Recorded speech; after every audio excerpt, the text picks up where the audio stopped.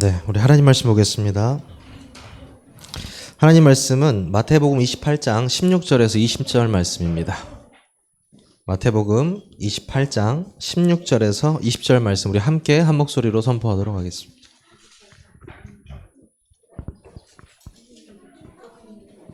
마태복음 28장 우리 어린이 친구들도 16절에서 20절 말씀 우리 함께 찾아보겠습니다. 천천히 찾으셔도 돼요. 네, 같이 보세요. 같이. 네.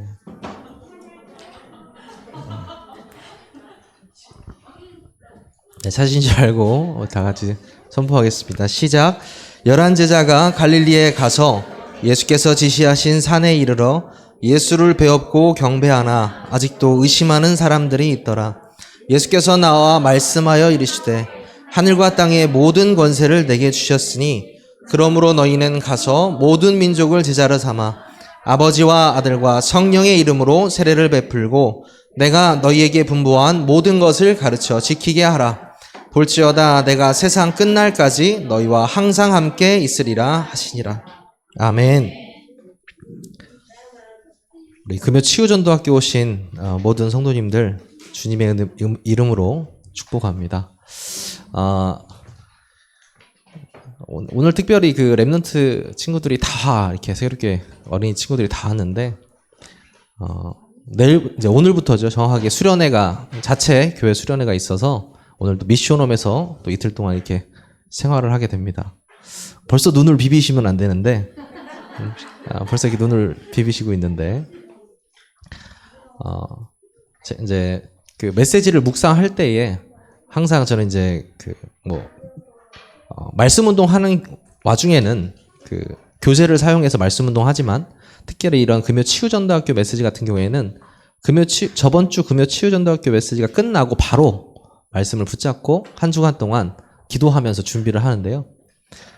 이 수련회가 있는 걸 깜빡하고 오늘 메시지를 딱 읽는데 너무나 우리 랩넌트들의 마음속에 각인되어야 할 말씀이다 이렇게 생각이 들더라고요. 오늘 우리 모든 성도님과 함께 나눌 메시지는요. 예수님의 지상 명령입니다.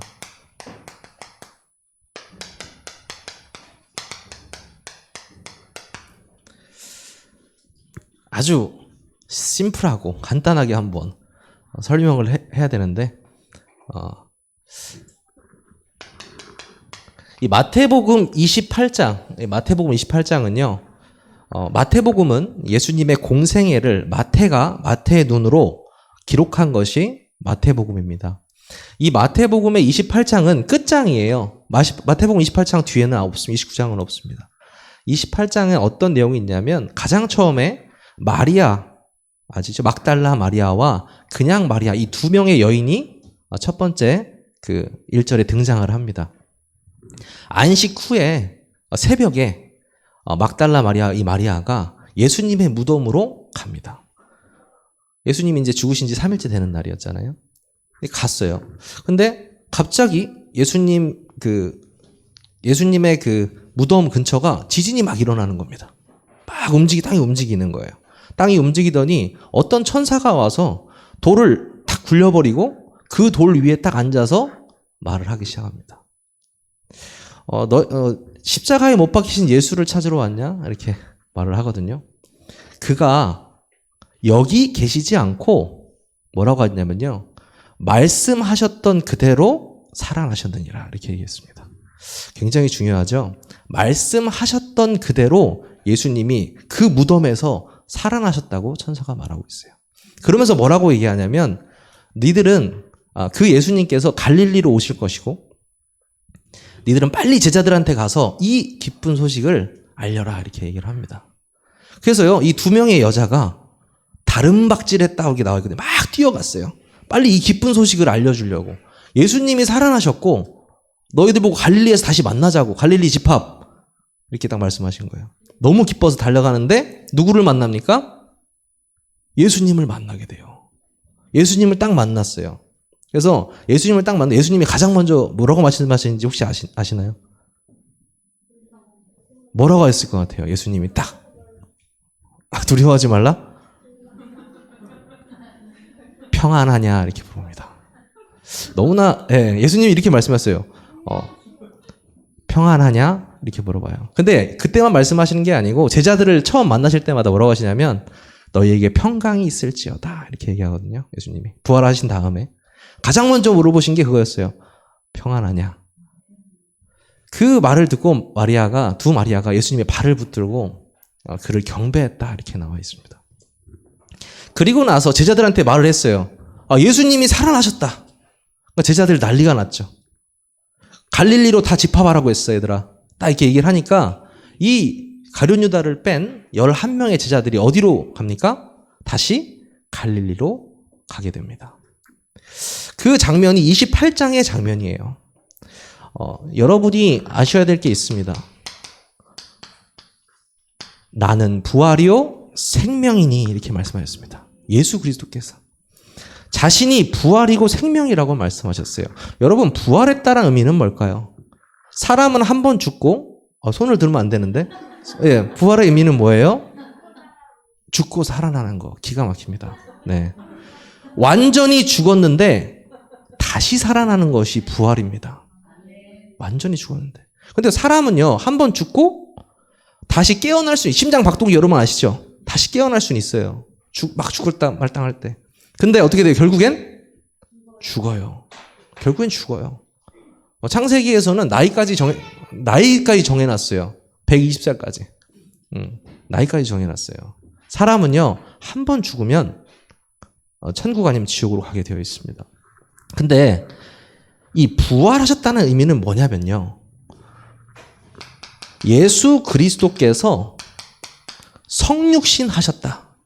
그러니까 하나님이 진짜 인간으로 내려오셨고 그 예수 그리스도께서 하나님의 일을 행하셨고 그분이 누구다? 하나님이심을 증거한 것입니다. 완전히 부활하셨기 때문에 내가 하나님이야. 너희가 그토록 구약에서 메시아가 올 것이다, 구원자가 올 것이다가 했던 그 하나님이야 라고 말하는 것이 부활입니다. 대단한 거예요, 여러분. 두 번째는요, 이 사망 권세를 완전히 깨트리고 생명으로 다시 살아나신 분이 바로 내가 누구다? 하나님이다라고 말하는 겁니다.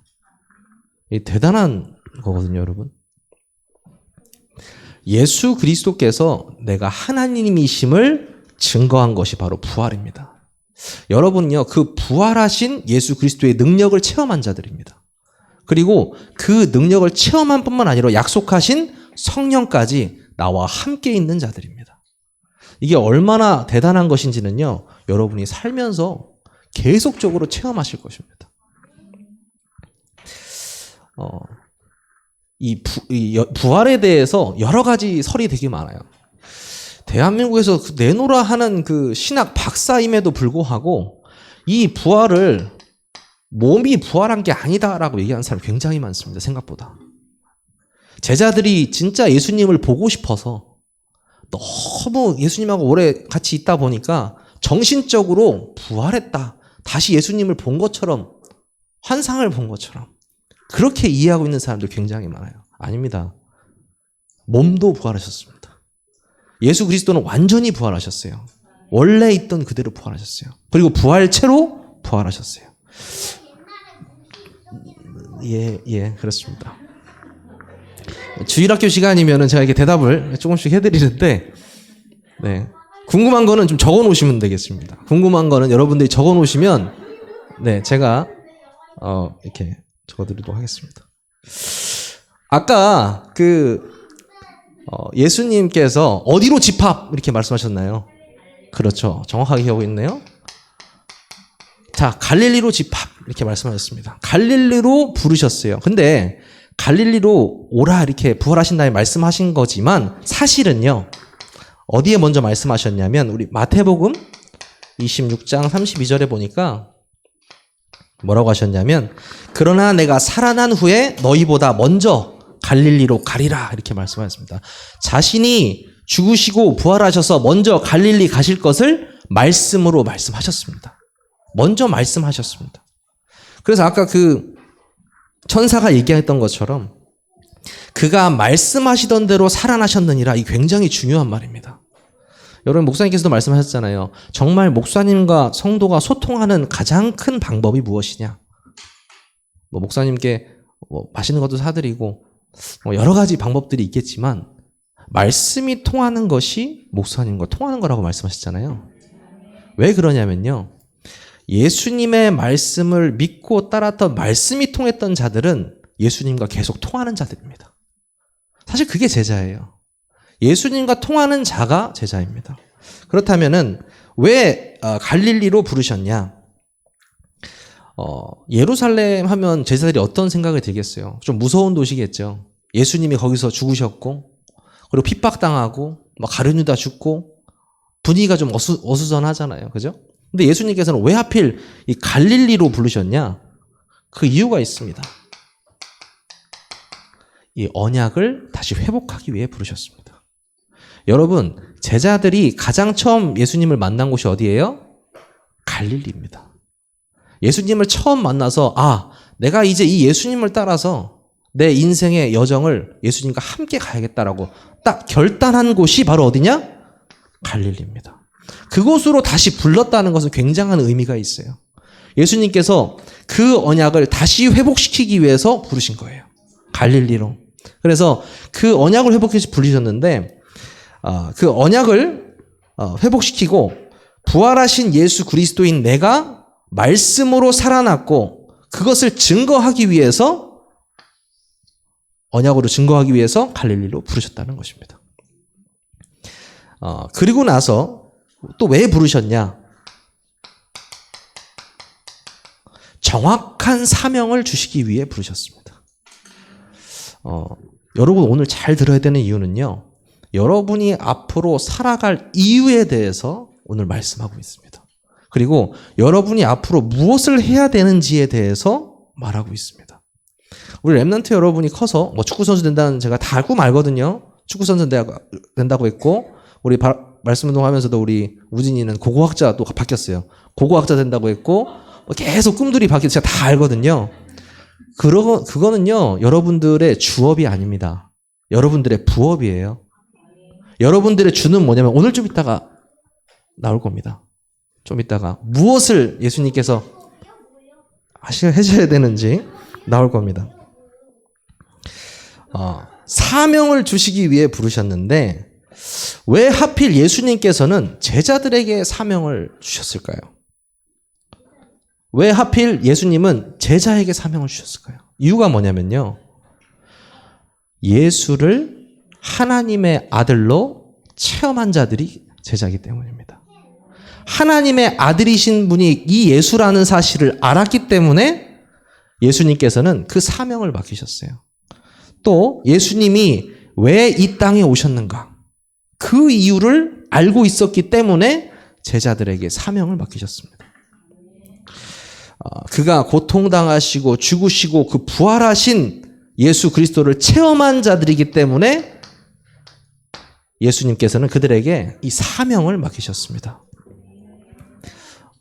자, 여러분이 왜 무엇을 해야 되는지 제가 말한다고 드렸는데 예수님께서는 모든 민족으로 제자를 삼으라 말씀하셨습니다.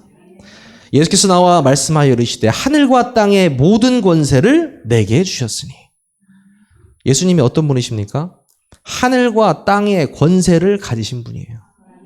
무슨 말이냐? 그 예수의 이름의 권능으로 우리 랩넌트 여러분이 구원을 받았고요. 그 예수 그리스도의 이름으로 많은 사람이 병자가 치유받았고요. 안진뱅이가 일어났고요. 죄에서 사망으로 옮겨진 그 역사도 그 예수의 이름을 통해서 일어났고요. 그 예수의 이름을 통해서 여러분이 감당할 수 없는 모든 문제들을 완전히 끝내셨습니다. 무슨 말입니까? 이 제자가 된다라는 사실은 그냥 제자가 된다는 것이 아니고 그 예수 그리스도의 이름의 능력을 체험한 자가 제자가 될 수 있는 겁니다. 여러분 정말 참된 제자 맞으십니까? 예수 그리스도의 참된 제자가 되시기를 바랍니다. 이 오늘 말씀에서 16절부터 쭉 나오잖아요. 하늘과 땅의 모든 권세를 내게 주셨으니 이렇게 나오는데 이 16절부터 20절의 말씀에 보면 공통적으로 들어가는 말이 있습니다. 이 모든이라는 말이 계속 나와요. 뭐라고 나오냐면은 보시면 아시겠지만 모든 권세를 내게 주셨으니 또 모든 민족으로 가서 또 뭐라고 나옵니까? 모든 것을 가르쳐 지키게 하라. 그리고 항상 뭡니까? 모든 때. 그러니까 계속 모든이라는 말이 중심적으로 나오거든요. 무슨 말이냐면요. 하늘과 땅의 모든 권세라는 말은 정말 아무도 해결할 수 없는 그 불가능의 문제를, 절대 불가능의 문제를 그리스도 이름으로만 해결할 수 있다는 뜻입니다. 여러분 이해되시죠? 그 그리스도가 우리 렘넌트 마음속에 성령으로 지금 함께하고 계세요. 그게 가장 큰 축복입니다. 얼마나 큰 축복이냐? 오늘 나와 있죠. 그 축복을 갖고 있는 너희는 이렇게 나오는 겁니다. 그 너희는 가서 이렇게 나옵니다. 가서. 여기서 가서는 그 헬라어로 포류덴테스라는 말인데요. 이 군사 용어예요. 한계를 넘어서 가서 전진하라라는 군사 용어입니다. 예수님께서 헬라어 이 군사 용어를 사용하신 이유가 뭘까요? 가라는 겁니다. 현장으로 정말 가서 어떠한 상황 속에서도 너희가 복음 전할 수 있는 영적 전쟁을 시작하라는 겁니다. 예수님께서 그래서 지상 명령이라고 말씀하신 거예요. 지상 명령. 그런 말에서 우리가 가야 할 곳이 어디냐? 바울은 이렇게 말합니다. 모든 민족을 뭐라고 하냐면요. 헬라인이나 야만인이나 지혜 있는 자나 어리석은 자나 상관없이 모든 사람들에게 복음이 증거되어야 한다고 말하고 있습니다. 우리가 말하는 건 뭡니까? 237이죠. 또 뭡니까? 5천 종족입니다. 이 곳에도 복음이 들어가야 된다. 이렇게 말을 하고 있습니다. 이게 어떻게 보면 선교적 사명인데요. 여러분 전도와 선교의 구분이 무엇입니까? 뭐죠? 문화가 다른 곳에서 복음을 전하는 것이 선교이고요. 문화가 같은 데서 복음을 전하는 것이 전도예요. 그런데 이 선교가요.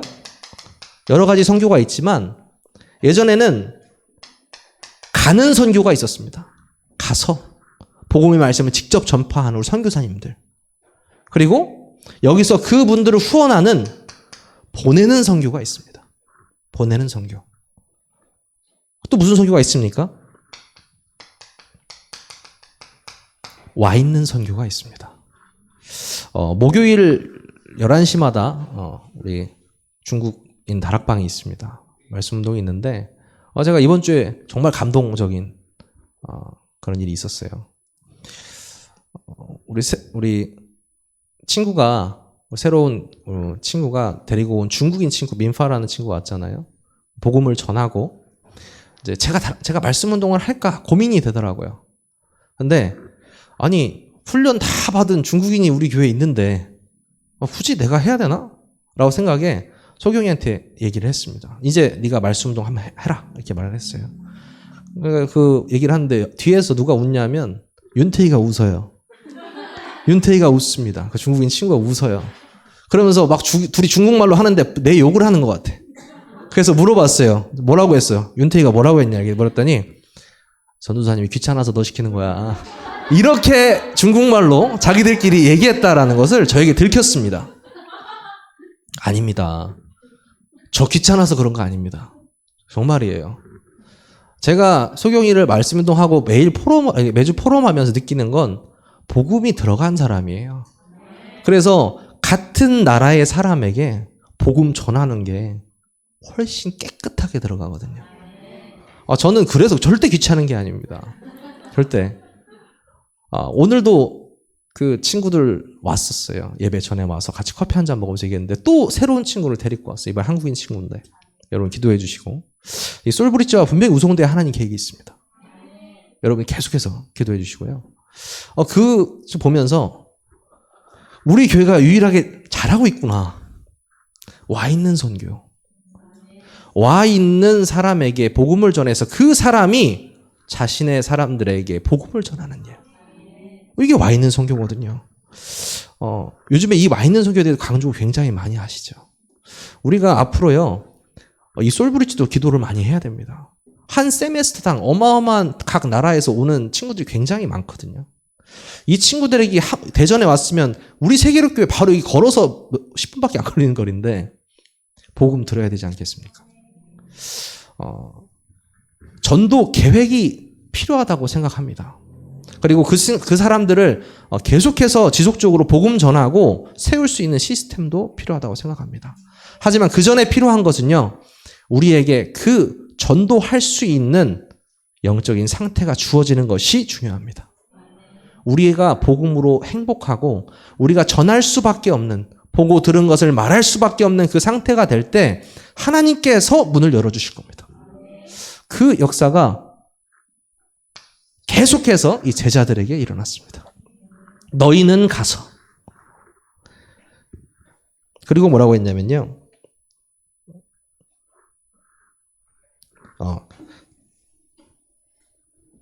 모든 족속으로 제자를 삼아 이렇게 했습니다. 사실 이 제자라는 단어가 disciple이라는 단어인데 여기다가 discipline을 하면은 훈련이란 뜻이 됩니다. 이 훈련이란 단어에서 파생된 제자거든요. 그럼 무엇을 훈련받았냐? 제자는요, 예수가 오셨는데 그 예수께서 말하신 것은 내가 그리스도라는 것. 이 그리스도를 통해서 인류의 모든 죄가 해결될 거라는 것. 그걸 계속 훈련하셨고, 하나님 나라의 일에 대해서 설명하셨고, 그가 죽으시고 부활하셔서 성령을 주겠다라는 것을 훈련하셨습니다. 근데 그 훈련이요, 그냥 훈련이 아니고 예수님과 함께 먹고 마시고 살면서 체험되어진 훈련이었습니다. 그 훈련을 통해서 제자가 훈련되어졌고, 그 제자들이 결국에는 부활하신 예수 그리스도를 오늘 만나는 장면이고요. 그 부활하신 예수 그리스도 만나고 나서 전 세계로 복음을 전하러 뻗어나가는 시간이 이제 사도행전에 오죠. 무슨 말입니까? 우리는 결국에 이 제자의 삶을 살아야 되는데 제자에 대한 정의가 딱 나와 있어야 돼요. 제자는요, 아주 간단하게 말씀드리면 이거 하는 사람이 제자입니다. 예수 그리스도께서 말씀하신 지상 명령을 준행하는 자가 제자입니다. 너희는 가서 모든 민족으로 가서 제자를 삼아 아버지와 아들과 성령의 이름으로 세례를 주고, 제자는요, 예수님께서 말씀하신 너희는 가서 제자 삼는 역할을 하는 사람들이 바로 제자인 것입니다. 무엇을 가지고요? 예수 그리스도께서 왜 죽으셨고 부활하셨는지 그 당위성에 가지고 복음을 가지고 가서 제자 삼는 사역. 그러니까 사실 예수님께서는 오셔서 가장 중요하게 하셨던 사역이 제자 훈련하는 사역이었고요. 예수님이 올라가시면서도 하신 말씀이 뭐냐? 제자 삼아라 말씀하셨습니다. 결국에는 어떻게 제자를 찾고 제자를 삼고 우리가 계속해서 제자 훈련하는 것이냐가 포인트인 것입니다. 이 제자를 통해서 진짜 영적 싸움이 시작되거든요. 바울은 그 디모데전서에서 뭐라고 했냐면 너는 그리스도 예수의 좋은 병사로 나와 함께 고난을 받으라 이렇게 얘기했습니다. 그리스도의 좋은 병사로 나와 함께 고난을 받으라는 것은 함께 그 그리스도를 위해서 고난받고 영적 싸움 시작해야 된다라는 말과 같습니다. 진짜 여러분들께서 여러분들을 영적 군사로 불려주다는 사실 믿으십니까? 그 영적 군사로서 진짜 내 현장에서 한 생명을 살리는 전도 제자로 불러주셨다는 사실입니다. 이게 어마어마한 거거든요. 한 생명이 살아날 때마다 정말 하나님께서 너무나 기뻐하시는 일이 시작되는 것입니다. 그것이 바로 제자의 사역입니다. 그리고 말씀하시죠. 제자 삼고 세례를 주고. 이 세례에 대해서는 우리 성경 하나 찾아보겠습니다. 로마서 6장 3절 4절. 로마서 6장 3절 4절 우리 함께 선포하겠습니다. 로마서 6장 3절 4절 시작.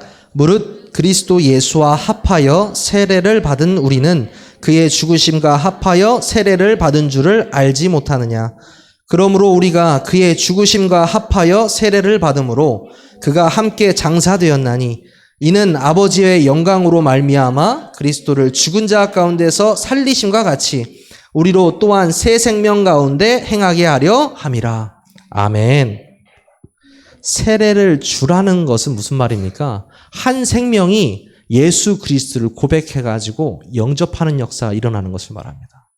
그 예수 그리스도 영접한 그 사람이요, 제자화가 되어지고 교회화 되어지는 데까지를 말합니다.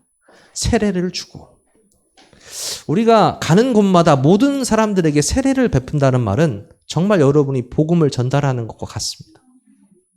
정말 복음을 전달할 때 그곳에 성령으로 세례받는 역사가 일어날 것입니다. 무슨 말입니까? 그렇게 말씀하시면서 가르쳐 지키게 하라 이렇게 말씀합니다. 가르쳐 지키게 하라. 뭘 가르쳐 지키게 하라 말씀하셨습니다. 예수님께서 분부하신 모든 것을 가르쳐 지키게 하라 말씀하셨습니다. 하나님이요, 모든 관심이 어디 있으십니까? 하나님의 바로 영혼 구원에 있으십니다. 어떻게 하면 내 자녀 한 명을 더 살릴 것인가, 그것에 모든 초점이 맞춰져 있습니다. 그렇다고 한다면은요, 우리의 후대들, 또 앞으로 우리가 만날 모든 사람들에게 그 오직 그리스도, 오직 하나님의 나라, 이 성령의 충만함이 완전히 각인뿌리 체질되는 그 시스템이 준비되어야 되거든요. 우리 아이들이 제가 만날 때마다 뭐 영어 공부도 하고 수련회도 하고 하지만 가장 중요한 것은요, 무엇을 심으려고 합니까? 부활하신 예수 그리스도의 그 이름의 능력과 성령의 능력을 이 아이들이 각인되게, 복음의 깊은 내용이 오늘 이 세례를 말하는 것처럼 이 세례에 대한 깊은 내용이 이 아이들 마음속에 각인될 수 있도록, 각인된 대로 살아간다고 하잖아요. 그죠?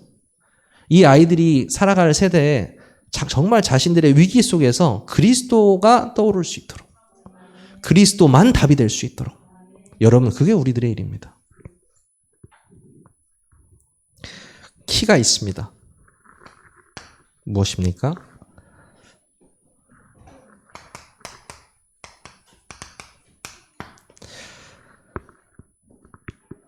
볼지어다 내가 세상 끝날까지 너희와 항상 함께 있으리라 하시니라. 아멘. 무슨 말입니까? 하나님께서 우리와 함께 하신다라는 사실입니다. 여러분, 모든 족속으로 가서 제자 삼는다 말은 쉬운데요, 가능한가요? 불가능합니다. 모든 족속으로 가서 어떻게 제자를 삼습니까? 지금 인구가 몇 명인지 아시죠? 모르세요? 70억이 넘는 이 인구에게 어떻게 다 가가지고 복음을 전달합니까? 이 복음을 전하기 위해서는 어떻게 해야 됩니까? 딱 한 가지만 하면 됩니다. 하나님이 나와 함께 하신다. 오늘 말씀처럼 세상 끝날까지 내가 너희와 함께 할 것이다. 이 축복을 누리는 것이 이 예수 그리스도의 지상 명령을 준행하는 가장 키입니다. 우리가 뭘 하는 것이 아니에요. 우리가요, 정말 이 하나님이 우리와 함께 하시는 축복을 누리는 것이, 임마누엘을 누리는 것이 마태복음 20장 이 말씀을 준행하는 것 같습니다. 하나님과 나와 함께 하시는데 못할 게 뭐가 있습니까? 하나님이 하시는데. 내가 사라질수록 더 잘 되는 것이 전도운동이고 선교운동입니다. 그 전도와 선교에 여러분들을 전도 제자로 불러주셨다는 사실입니다. 그렇다면은 우리가 정말 어디에 원내스 해야 되냐? 요걸로 원내스 되어야 됩니다. 우리가 으쌰으쌰 해가지고 연합하자 이런 말이 아닙니다. 각 한 사람 한 사람이 하나님과의 깊은 소통이 이루어질 때 말씀으로 원내스 되는 역사가 일어납니다. 제가 저희 취미가 하나 있는데, 무슨 취미가 있냐면, 어렸을 때 그렇게 하라는 공부는 안 하다가 과학 잡지라든지 과학 서적 이렇게 나오면 굉장히 좀 이렇게 가서 보는 편이에요. 그리고 과학 뉴스도 많이 접하고. 왜 그렇게 사람들이 과학에 맹신하고 과학을 좋아하는지 알 것 같더라고요. 그러니까 많이 과학책을 보면서 느끼는 게 뭐냐면, 이 사람들이 자신들만의 언어가 있어요. 만약 예를 들어서 우리 집사님들이나 전도사님이나 우리 권사님들이나 제가 포럼을 하면 옆에 불신자를 놓고 우리가 포럼하잖아요. 외계어처럼 들릴 수 있습니다. 정말이에요. 우리가 사용하는 단어 자체가 다르거든요. 단어 자체가. 그죠? 근데요, 과학이라는 게 그래요. 자신들만의 언어가 있어요. 그 언어를 이해하고 그 과학을 들어보면 굉장히 그럴듯합니다. 제가 요즘 관심 있는 분야가 그 양자역학이라는 분야에 대해서 이렇게 많이 공부를 보고 있는데, 그냥 즐기면 취미로 보고 있는데,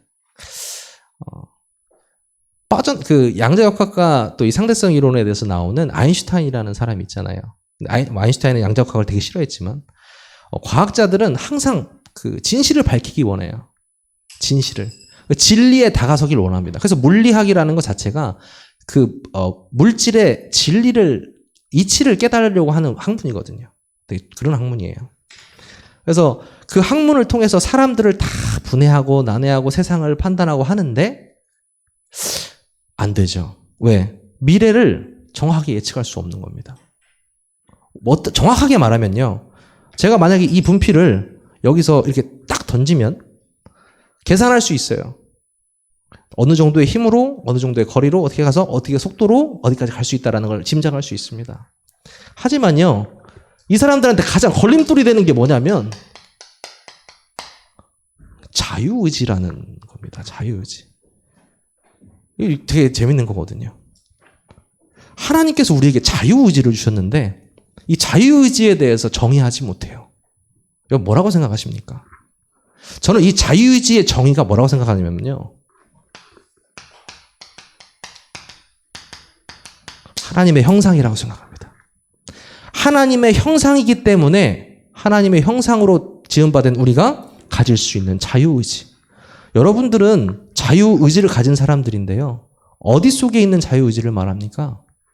복음 안에 있는 자유의지를 말합니다. 여러분들이 복음 속에서 완전히 자유로워질 수 있는 건 뭐예요? 이미 복음 안에 있기 때문에 자유로워진 것이고 그 복음을 증거하는 제자로 불러주셨다는 사실이에요. 그럼 여러분 좀 생각이 달라지지 않습니까? 우리가 앞으로 해야 될 일이 아주 간단하게 정리해 주셨거든요. 너희는 가서 제자 삼으래요. 예수 그리스도의 복음을 전달하래요. 우리 랩런트 여러분들이 앞으로 평생에 해야 될 일입니다. 평생에 생각해야 될 일이에요. 내가 이거 해가지고 어떻게 이 사람에게 복음 전할까? 하나님이 이 사람을 나에게 왜 만나게 하셨는가? 이 사람에게 하나님께서 어떤 계획을 갖고 계시는가? 그 생각을 해야 돼요. 그러기 위해서 지금 계속 복음을 각인하고 있는 것입니다.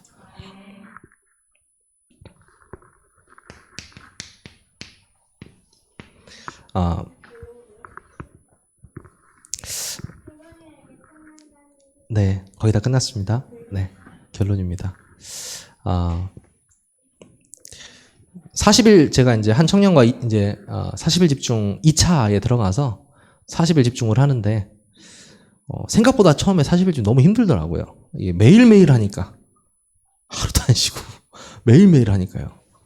와이프도 매일매일 안 보는데 매일매일 그 40일 메시지를 계속 하는 거잖아요. 계속 매일매일.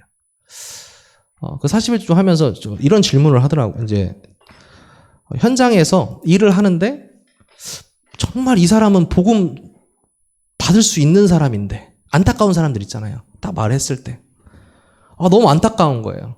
이 사람을 전도를 할 수 없다라는 게. 일을 해야 되잖아요. 아니 가게에 일하는데 갑자기 이 사람 불러놓고 그 복음 전할 수 있습니까? 쉽지 않거든요. 저는 이런 말씀이 떠오더라고요. 전도계획이라는 생각이 들더라고요. 하나님께서 이런 말씀을 주시더라고요. 일하는 사람이 일을 해야지. 대신에 이 사람이 어떻게 하면 복음 들을 수 있는가 생각해보자. 그러니까 저는 이렇게 생각했어요. 내 이름으로 명함을 좀 파. 그래서 그런 사람도 있으면 줘. 이 사람 되게 바쁜 사람인데 한번 만나보시라고 하면서 한번 줘봐. 이렇게 얘기도 하고요. 전도라는 게 여러분 꼭 내가 복음을 전달하는 것이 이게 전도지만 여러분 그 생각해 보셔야 돼요. 바울이 그리스도를 만나게 된 그 과정 속에서 아나니아라는 사람도 있었고 원래 바울 보면 바로 죽이고 싶어 했던 그 많은 사람들을 대변했던 바나바라는 사람도 있었고요. 그 중간 역할 하는 사람들 굉장히 많거든요. 그럼 그 사람들은 전도 아닙니까? 그 사람 전도팀이거든요. 여러분들이요, 어떻게 해서든 전도할 수 있는 나만의 규례가 있으면 됩니다. 저는 그 전도 계획이라고 예전에 메시지도 많이 주셨잖아요. 여러분 전도 한번 준비해 보시기 바랍니다. 여러분의 전도, 여러분의 자료 없으시면 저한테 꼭 말씀해 주세요. 계속 계획하고 있거든요. 계속 만들어내고 있거든요. 그래서 내가 정말 잠깐의 순간이지만 이 사람에 대한 이 사람에게 복음을 전해야 된다면 잠깐 내가 준비한 전도를 해가는 겁니다. 아니면 이어주는 겁니다. 이것이 저는 구체적인 전도 계획이라고 생각해요. 어떤 사람은 성격이 너무 좋아서 주위에 사람이 많이 끄는 사람도 있습니다. 근데 현장에는 그런 사람만 있는 게 아니거든요. 이 사람이 정말 복음 안 입으면 죽을 것 같은 사람 볼 때가 있거든요. 그런 사람에게 언제든지 줄 수 있는 전도를 여러분들이 준비하시기 바랍니다. 그럼 여러분은 어떤 사람들입니까? 예수님의 지상명령을 준행하는 자들입니다. 제자가 뭐라고 했습니까? 예수님의 지상명령을 준행하는 자라고 했잖아요. 여러분들의 현장이 오늘 마태복음 마지막 예수님의 지상명령이 성취되는 역사가 일어나기를 바랍니다. 예수님께서는 여러분을 통해서 많은 사람들을 살리실 것입니다. 우리 잠깐 기도하겠습니다. 하나님 감사합니다. 오늘 말씀을 통하여서 예수님의 지상명령을 들었습니다. 모든 족속으로 가서 제자 삼을 수 있는 성령의 충만함을 우리 세계교회 모든 성도님들에게 허락하여 주시옵소서. 너희와 항상 함께 하리라는 그 말씀 하나 붙잡고 현장을 정복하는 역사 일어날 수 있도록 인도하여 주시옵소서. 예수 그리스도의 이름으로 기도하옵나이다. 아멘.